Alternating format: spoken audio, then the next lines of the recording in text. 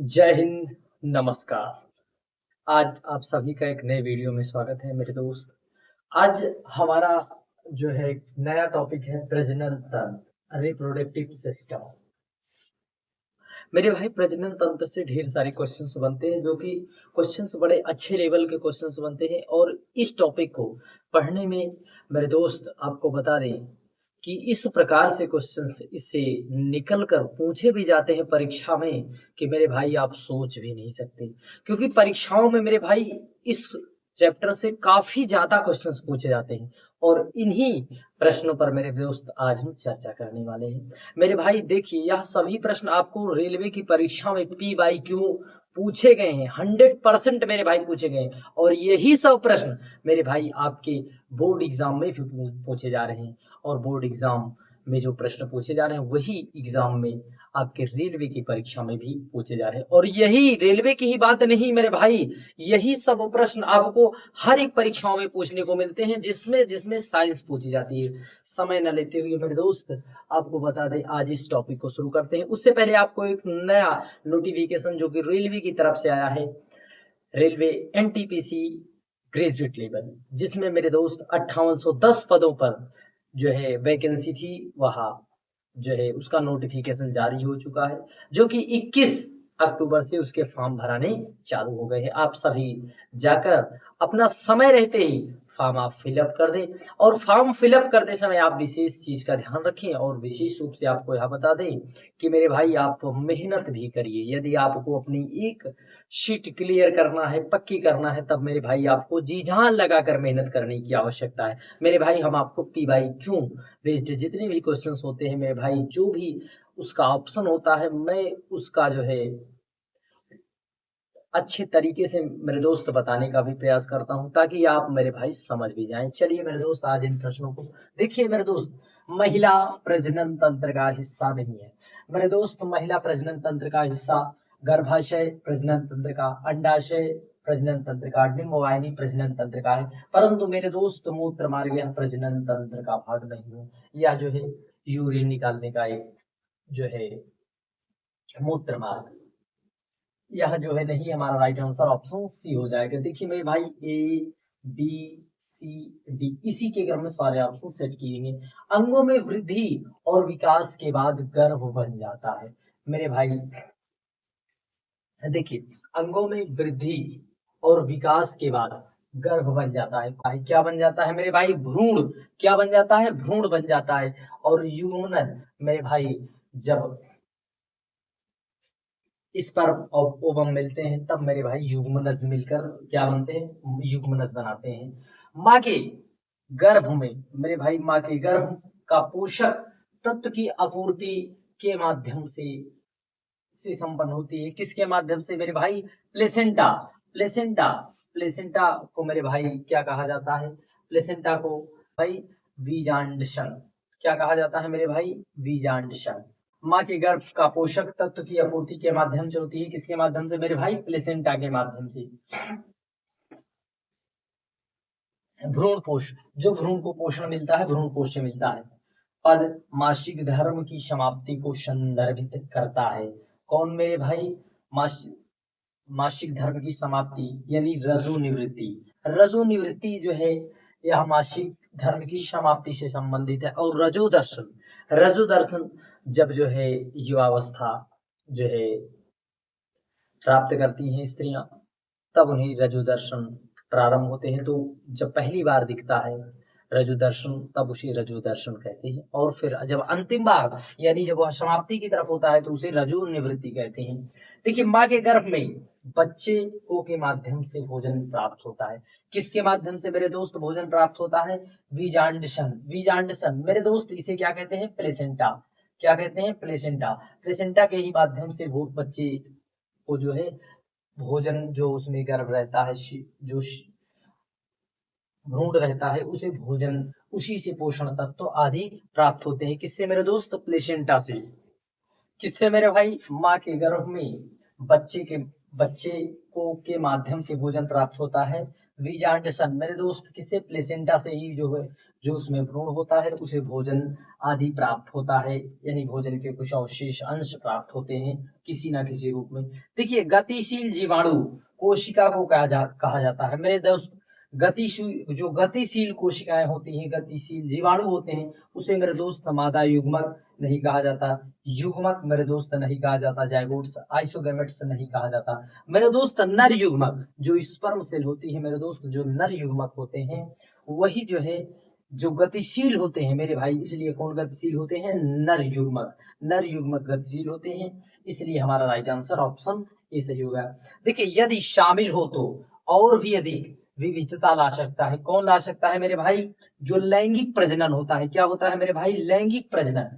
लैंगिक प्रजनन जो होता है यह जो है अधिक शामिल हो जाए तो अधिक विविधता उत्पन्न हो जाएगी। क्या उत्पन्न हो जाएगी मेरे दोस्त? अधिक विविधता उत्पन्न हो जाएगी। अगला प्रश्न है गर्भाशय के माध्यम से योनि में खुलता है। गर्भाशय के माध्यम से योनि में खुलता है। कौन खुलता है मेरे दोस्त? गर्भाशय ग्रीवा। गर्भाशय ग्रीवा, गर्भाशय ग्रीवा खुलता है। गर्भाशय के माध्यम से गर्भाशय ग्रीवा खुलता है मेरे दोस्त। कौन सा हमारा ऑप्शन ए सही है। आप यह ना समझना कि सभी में ए आंसर सही हो रहा है, क्योंकि मेरे दोस्त ऑप्शन ही उसी प्रकार से बने हुए हैं जिसमें ए ऑप्शन। इसलिए मेरे दोस्त आपका गर्भाशय के माध्यम से योनि में खुलता है। कौन खुलता है मेरे दोस्त? गर्भाशय ग्रीवा। प्रोस्टेट ग्रंथि किसके नीचे मौजूद है मेरे भाई? मूत्राशय के नीचे। किसके नीचे मौजूद है? मूत्राशय के नीचे। जो प्रोस्टेट ग्रंथि होती है वह मूत्राशय के नीचे जो है मौजूद होती है। अगला प्रश्न मेरे भाई, अंडा अंडाशय से कोख में किसके द्वारा लाया जाता है? यानी कि कोख में किसके द्वारा लाया जाता है मेरे दोस्त? गर्भाशय ग्रीवा, वास डिफेंस, गर्भाशय या फिर डिंब वाहिनियों के द्वारा। मेरे भाई जो है अंडा अंडाशय से कोख में मेरे दोस्त डिंब वाहिनियों के द्वारा लाया जाता है। किसके द्वारा? डिंब वाहिनियों के द्वारा। इसलिए हमारा राइट आंसर ऑप्शन डी हो जाए मेरे भाई। अंडा अंडाशय के को अंडाशय में कोख किसके द्वारा? डिंब वाहिनियों के द्वारा।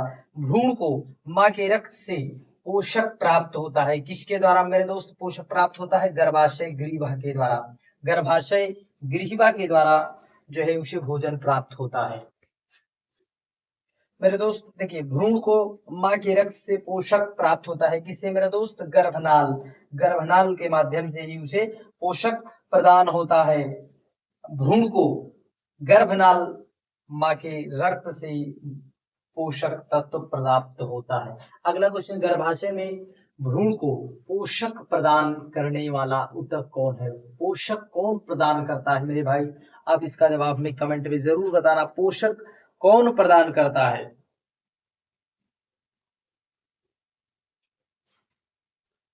पोषक किससे प्रदान होता है? अभी आपने पढ़ा प्लेसेंटा। प्लेसेंटा के ही माध्यम से मेरे दोस्त उसे भोजन प्राप्त होता है। देखिए वृषण में उदर गुहा के बाहर स्थित होता है। कौन उदर गुहा के बाहर स्थित होता है मेरे दोस्त? अंडाशय, योनि, अंडकोश की थैली। मेरे भाई देखिए अंडाशय से कोई मतलब नहीं है, योनि से कोई मतलब नहीं, यानी हमारा दो ऑप्शन एलिमिनेट हो गया। देखिए वृषण में उदर गुहा के बाहर मेरे भाई, वृषण में उदर गुहा के बाहर कौन स्थित होता है मेरे दोस्त? कौन स्थित होता है? जो अंडकोश की थैली होती है मेरे दोस्त, तो वही जो है बाहर उदर के बाहर स्थित होती है। आप इतना मेरे दोस्त आप जरूर ध्यान रखना। देखिए वृषण में उदर गुहा के बाहर स्थित होते हैं अंडकोश की थैली। देखिए निषेचन के परिणाम स्वरूप किसका निर्माण होता है मेरे दोस्त? निषेचन के परिणाम स्वरूप अंडाशय, युग्मक, युग्मनज, रोगाणु कोशिकाओं का मेरे दोस्त युग्मनज का निर्माण होता है। किसका निर्माण होता है? निषेचन के परिणाम स्वरूप। देखिए मेरे दोस्त किसका? युग्मनज का निर्माण होता है। कौन सी एक प्रजनन कोशिका है मेरे दोस्त? प्रजनन कोशिका कौन है? आरबीसी, डब्ल्यूबीसी, युग्मक, अंडाणु। मेरे भाई कौन एक प्रजनन कोशिका है? आप इसे जरूर बताइएगा मेरे दोस्त। अंडाणु है या फिर युग्मक है या फिर डब्ल्यूबीसी या फिर आरबीसी। मेरे दोस्त जो युग्मक है हमारा, युग्मक यही जो है प्रजनन कोशिका है। कौन मेरे दोस्त? युग्मक या प्रजनन कोशिका है। देखिए महिलाओं में यौवन की शुरुआत किससे प्रारंभ होती है मेरे दोस्त? महिलाओं में यौवन की शुरुआत रजोदर्शन से प्राप्त होती है। किससे मेरे दोस्त? मासिक धर्म जब प्रारंभ हो जाता है तभी जो है जिसे रजो दर्शन कहते हैं, तभी से यौवनावस्था की महिलाओं में जो है शुरुआत हो जाती है। देखिए मादाओं में अंडाणु उत्पादन की प्रक्रिया को क्या कहा जाता है मेरे दोस्त? अंडाणु उत्पादन की प्रक्रिया को मेरे दोस्त अंडजनन, रजोदर्शन, कैशोर, ऋतुस्राव। मेरे दोस्त इसे भी रजोदर्शन कहा जाता है। क्या कहा जाता है मेरे दोस्त? रजोदर्शन। मेरे दोस्त मादाओं में अंडाणु उत्पादन की प्रक्रिया को क्या कहा जाता है? अंडजनन, रजोदर्शन, कैशोर, ऋतुस्राव। मेरे दोस्त देखिए अंडाणु कहीं ना कहीं से रिलेट, देखिए अंडाणु में का उत्पादन मेरे दोस्त अंडजनन की प्रक्रिया के द्वारा इसे कहा जाता है। क्या कहा जाता है? अंडजनन की प्रक्रिया के द्वारा। देखिए मानव शरीर में निषेचन की प्रक्रिया, यानी फर्टिलाइजेशन की प्रक्रिया मेरे दोस्त कहाँ पर होती है? आप इसका जवाब कमेंट में जरूर बताना। जो है मेरे दोस्त कहाँ पर होती है? मानव शरीर में निषेचन की प्रक्रिया मेरे दोस्त फेलोपियन ट्यूब में होती है। किसमें होती है मेरे दोस्त? फेलोपियन ट्यूब में। शुक्राणु का निर्माण कहाँ होता है? शुक्राणु का निर्माण मेरे दोस्त वृषण में, मूत्र वाहिनियों में, अंडकोश की थैली में। मेरे दोस्त जो हमारे विषण लगे होते हैं टेस्टिकल्स, उसी में मेरे दोस्त शुक्राणु का निर्माण होता है। देखिए पुरुषों में अंडकोश की संख्या कितनी है मेरे दोस्त? ग्रुप डी 15/10/2018 का क्वेश्चन है मेरे भाई। क्वेश्चन है देखिए दो पुरुषों में 2 अंडकोश होते हैं। कितने मेरे दोस्त? 2 अंडकोश की संख्या होती है। देखिए बढ़ते भ्रूण के लिए पोषक ऊतक के रूप में कौन कार्य करता है मेरे दोस्त? बढ़ते भ्रूण के लिए भ्रूणपोष, जो भ्रूणपोष होता है बढ़ते हुए भ्रूण को पोषण प्रदान करता है भ्रूणपोष। कौन प्रदान करता है मेरे दोस्त? भ्रूणपोष। अगला प्रश्न है मेरे भाई, शुक्राणु अस्थायी रूप में रखे जाते हैं। किस में रखे जाते हैं? अधिवृषण में। किसमें रखे जाते हैं मेरे दोस्त? अधिवृषण में। मेरे दोस्त यहाँ जो 20-22 क्वेश्चन थे मेरे भाई, हमने आपको इसकी प्रैक्टिस करा दी। आप इसे एक बार अवश्य एक बार देख लेना मेरे भाई, मेरी गारंटी है आपसे यह प्रश्न जरूर बनेंगे। जय हिंद, नमस्कार।